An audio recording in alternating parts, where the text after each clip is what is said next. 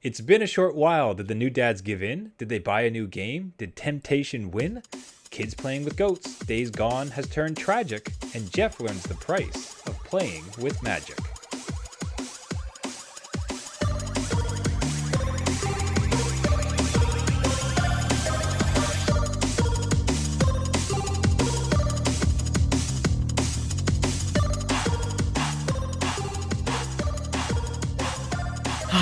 Adult beverages are poured. The kids are asleep. Welcome to New Dad Gaming. It's a show about fatherhood, gaming, and new fathers figuring out their gaming lives. My name is Trevor, and I have a 9-year-old and a 7-year-old. And I'm Jeff. I have a 14-year-old and a 12-year-old. Each week on the show, we try to show that just because you became a dad Does not mean it's game over. Welcome back, Jeff. It's been a while since we've been in the saddle. It has been. Yeah, we say every week, but not for this. Yeah, and for no particular reason, and I think it's a perfect showcase of fatherhood in the sense that there was no tragedy, there was no massive life event. It was just life itself. And for like 4 weeks, I think it was like 3 weeks we've missed now. You and I were back and forth every week. It's like, hey, can you do it tonight? No, I'm dead. I'm busy. There's sports. There's a family thing. Something. Yeah, no, things just kept getting thrown in the way, and that's how we juggle life here. We try our best. Absolutely. But I came on back, as always. Thanks to everybody who sent out well wishes and messages, trying to figure out when the next episode was dropping. If you'd like to do so, if you'd like to prompt us to make sure we're staying on schedule, you can reach out to us, newdadgaming.com and at newdadgaming. And actually, we hadn't talked about this in the run-up, but there was a really fascinating Reddit thread I came across in fatherhood, or I think it's dadding or fatherhood, whichever one's big on Reddit. And it was a dad who was saying, does this ever get fun? Oh. And he was in the dark throes of having like a 1 or 2 year old where, you know, they're mobile now, so you can't just place them down. But they're not really talking quite yet, and like they're not sleeping, they're having trouble eating. There's all this transition. Yeah. And I'm sure like you can kind of like cast yourself back to no sleep, all stress, no hope. Like you remember those days? Oh, yeah. Yeah. It's not difficult to go back into those kind of areas or phases of what was. Yeah. So I think I'm going to find the post, and I would like to, because what I hate, I don't know that any of the dads pulled this in, is when somebody says it never gets easy. Because it's such a lie. It gets so much easier and so much more fun. Like my kids right now, 7 and 9, like this is an absolute blast. This is such a fun age. Like I get to sleep in on the weekends because they can wake up, make themselves breakfast, they go and play a game, they chill out. As you'll see in the show, like I'm coach to my dad, to my kids' baseball team. Like we go to play sports, we can just walk. We don't have car seats. They're not changed. Like it's so great. But they still like you. Like they think you're great. So this is this perfect sweet spot. Like it gets so much better. And yeah, there's challenges, but nothing like.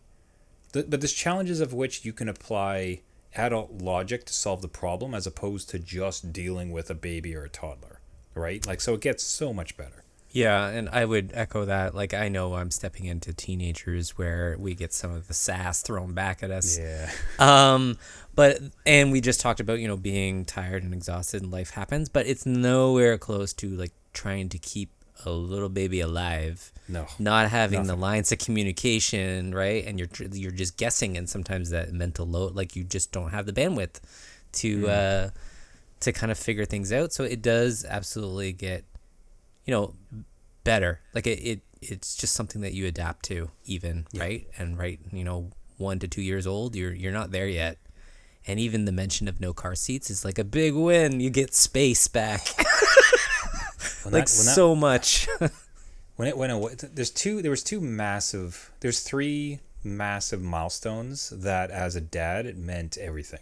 Number 1, potty training. Yeah, absolutely. 100%. When diapers were gone, I cannot describe to you the joy of not changing diapers again it's just like chef kiss. It's the greatest day. Yeah. And then the not taking a bag of stuff when you go out, the baby bag, getting rid of the baby bag. That's such a huge load, which is pretty close to the diapers, because the diaper is one of the biggest problems, right? And then now car seat gone. That is like stunning, man. Like just to have all that room in your car once again. Like you pull it up, you have Cheerios that have a little moldy civilization on it because you haven't been able to get it out for like 2 years. It's glorious. Like, and you just get all these parts. Like it's absolutely phenomenal. I'll add just a quick fourth one. When naps go away, like yes, naps are good for like, you get a break. But when you can just go out, right? And go to the zoo, stop by a home, grab a bite to eat, whatever. Like again, I don't need a plan for a nap necessarily, is such a freedom milestone. So yeah, hey, gaming dads out there, do you have your own special milestones or want to offer encouragement that we can read on air to other gaming dads going through it? Reach out to us at New Dad Gaming, newdadgaming.com. So a bit of a almost like dad sim game, I might call it. Right. It would be Days Gone. And we mentioned it here on the show. It's a perfect game that I can't touch because we're doing our backlog challenge and I've never touched it previously. So we'll talk about, tell you what, actually, I'll reverse that one. Before we get into this one, it'll be a quick check-in. Yep.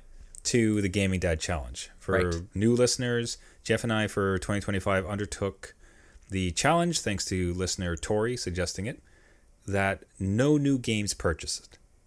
And we threw an extra caveat onto that. It's not necessarily about the materialist part of it. It's more about just nothing net new. So what that meant for a guy like myself is like I'm not allowed to play a new game on Game Pass because there's always like new titles. So it's just play what you already have played and finish those. Yeah. So as of this recording, about halfway through the year almost, which is crazy to say, I've remained strong. No new titles on my end. Jeff, How are you doing? I have been fine. Like, I'm surprised actually how long we've gone without breaking it. It's not really taken much effort. I think it's more just it has allowed me to remain focused on the backlog, right? Whereas before I would be like, oh yeah, I'll just pick up that new game, and if I don't like it, then I'll go back to other things. But no, I have remained strong. So there you go. Well, proud of you, buddy. We got this. Yeah. Halfway through. Oblivion was a real test. That was the test. That I think was the gray area. Like it was, is it? But that for me, looking at it, because I enjoyed. I think Skyrim to this date is what I've played the most. Have the most hours ever in a game. So to have something of that caliber, if I'm like the old one, and some people actually prefer Oblivion to Skyrim. Right. Like, so you're looking at it from afar and like, oh, everyone looks like they're having the time of their lives. So I'm like scouring all of my game logs. I'm like, have I ever played this game just so I could have like a moral, like back door into playing this? But no, that's gotta wait. That's a 2026er for me. Oof. Oh well, it'll take up your entire 2026. So there we go. Now much to that. So another one that bothered me was Days Gone, because this looks like my jam. I started riding a motorcycle 2 years ago. So seeing Jeff rip around on his motorcycle in this zombie world had great adoration for Fallout 4. Looked like my jam. Wasn't able to touch it, but you, Jeff, have, and seems like you're having a good time. You got back into it. Yeah, this is what I initially bounced off of. In like 2020, I think it came along with some PS Plus library thing where you bought a PS5, you got access to a bunch of these games. This one I tried out and I'm like, it's just not for me right now. And again, maybe the pandemic was happening and it was just like a little too much going on with infections and zombies and everything. So I did think of you when I got back into this game because I'm like, oh yeah, the motorcycle. It's so much fun. Look what I can do. I can go up jumps and get some nitrous in there. This is great. But it just hit me one day where I actually watched The Last of Us on HBO with my kid and just following that along. And I wanted to get back into like a zombie game, but I didn't want to play The Last of Us again because it's story driven. It's a lot. I just want to go around and like just have a fun sandbox. Days Gone kind of popped up in my library where I went back, downloaded it, and I have been spending so much time in this. I'm like, why did I bounce off? It's a beautiful, well thought out game. Story's a little light at moments, but like the play of it, the handling of it, everything is like just well done, well fleshed out. The hordes in this game are insane. Like they've had 300-400 things on screen at one time that climb over each other and try to get to you. So I've been having a great time. I've been logging in dozens of hours on this one, and would totally recommend if you like just like a zombie shooter sandbox, and if you ride motorcycles, that's just a bonus. I think so. Do you find it? What's the difficulty like? Are you finding it punishing? Is it fairly, I'll call it like basic in the sense that you're gonna have some harrowing moments, but generally it's a pretty straightforward adventure? Like, how do you feel with it? It's pretty straightforward. Like in the beginning, you're like given less tools, right? So you do scavenge a lot, and you're like, why am I low on everything? Because you have to craft things, right?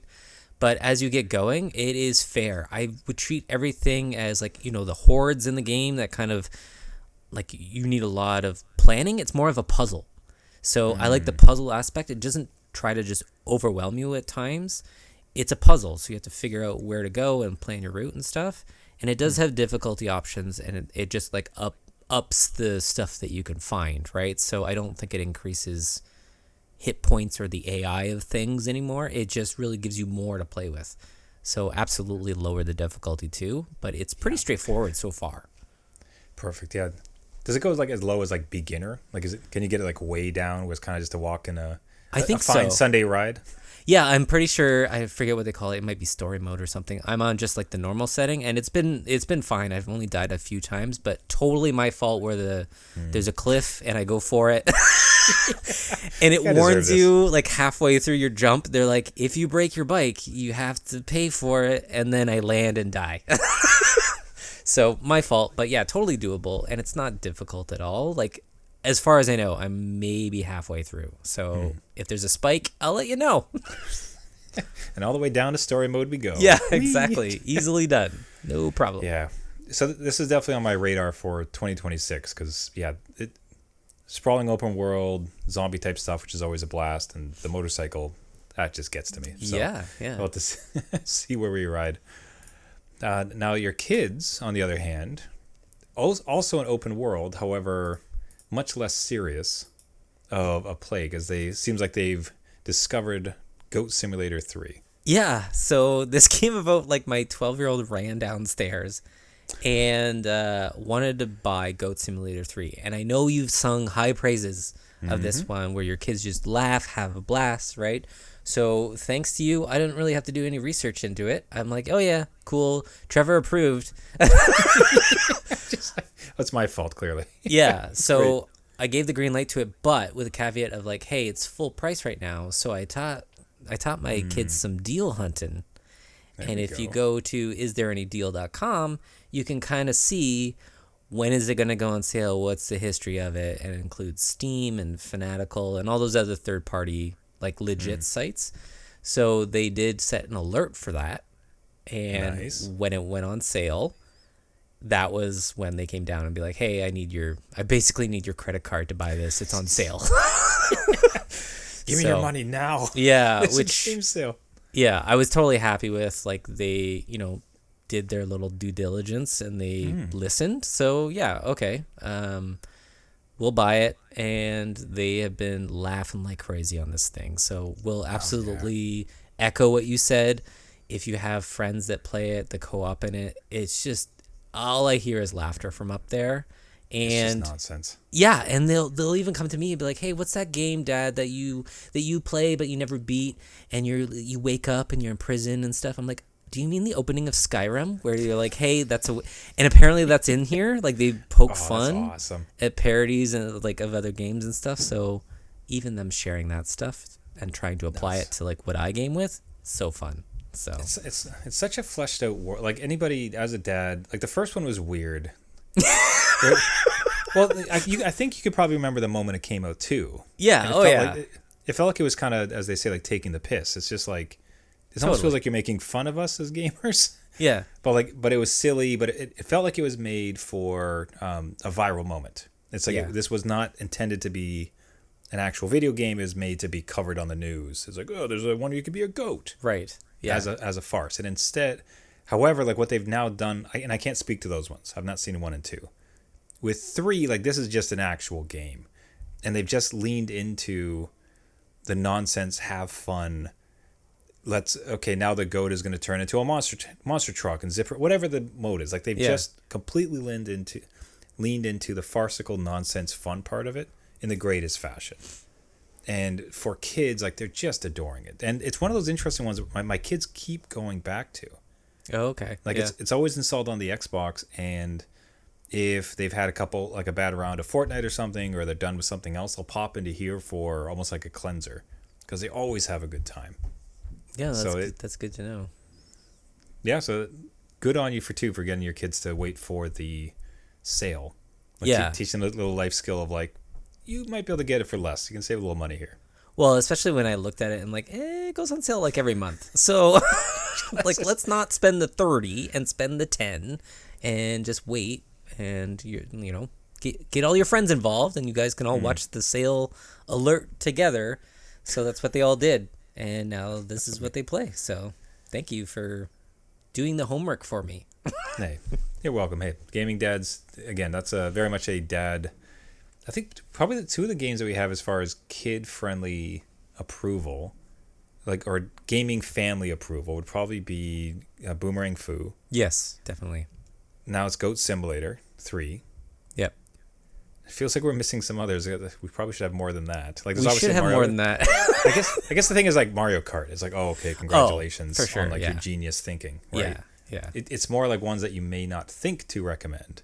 And totally. It's like and something you definitely should. So those 2 kind of stick out in our minds. Yeah, we'll have to build that list up so we can give people more like hidden gems, right? So yeah, more options. I'd like to see it.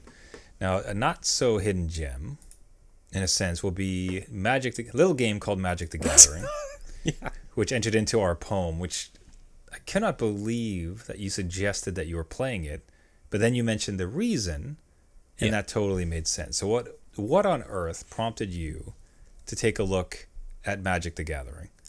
So like you said, I've never played, but what caught my attention... Hold on. Like never once. Like never all through once. High school. Nope. All through college. Like you went to art college. There was nerds there. Once, like... No, man. Never played it. I know about it. I've heard about it. I saw the table of people playing it and never sat down at the table. So I have never played it. And what actually like made me take a second look to it is their crossover with Final Fantasy. That's so good. Which is totally a hook, because it's something that I'm like, oh no, that'd be cool. And then I saw some of the cards that came out that people were collecting from this crossover. I'm like, oh, that is really cool, because they go through the whole series, and some of the stuff they put in there, I'm like, that's really neat. The artwork's awesome. What they say and what their attacks kind of line up with, who they are as a character. That's fun. Let me look into it more. And that's when I discovered the Arena app, right, where you can play Magic digitally, and they have the Final Fantasy cards on there. I will say, and I don't know if you said this to me before, the prices of these things are way more than what I was expecting. I'm like, oh, this is Pokemon level. And I knew that it was like expensive, but like not at that level to where I was like, oh, I want the Final Fantasy cards. I don't know if I'm going to pay that price digitally to have them. Yeah. I would rather some physical cards, and I don't know if those are even more. So I don't know. Yeah, that'd be interesting. It's wild. Like the thought that it would cost that much, and even with the cost, like it's free to play in the sense that you can grind it out and get enough, but like it's going to be very slow, and it's made in such a way. I wouldn't go so far as to call it predatory, but it's certainly pay to win. Okay. Like that I'm comfortable saying, because to have a viable deck as far as beating people, you need to buy a bunch of packs, and some of the more powerful cards, of course, are going to have a lower, surface rate. So you're going to have to pay a lot. So if you want to have a competitive deck, theoretically you can get it by playing for free, but more likely you're going to have to purchase some. Right. Okay. And then you see the purchasing of it, and it's like, ugh. it becomes like painful. So, geez, one of the classic things they said with Magic is like if you want to keep your kids away from drugs, get them addicted to Magic because they'll never have money anyways. So. I mean, from what I saw, yes, absolutely true. Holy. Yeah. So it's tough. Like, I mean, what would be nice, and again, like just given their model, they want you to buy a lot of packs to try to get much like a Pokemon, right? They're not going to sell you, hey, here's a pack with just the cool cards you want. They'll be like $50. It's like, no, you're going to need to buy 100 packs, and maybe you'll get the cards that you actually want. Yeah, like even on screen right now, we're looking at some of them, right? I'm like, oh, some from Final Fantasy IX, that's really cool. I want like Vivi, and I want some other ones from like Final Fantasy VI. And now I can understand the whole Pokemon craze because like I knew about it, right? And I know the kids are interested in it. But trying to get them all, absolutely. That's what I would want. So, especially if you're just really into it. Like the thought of like, you could just see Cloud. Right? It's like, how rare and how exciting would it be to pull like a Cloud? Yeah. Of all the characters, right? Except that the second that you do, like people are going to be clamoring into the card shops to do it because if you get Cloud, you can then just sell it.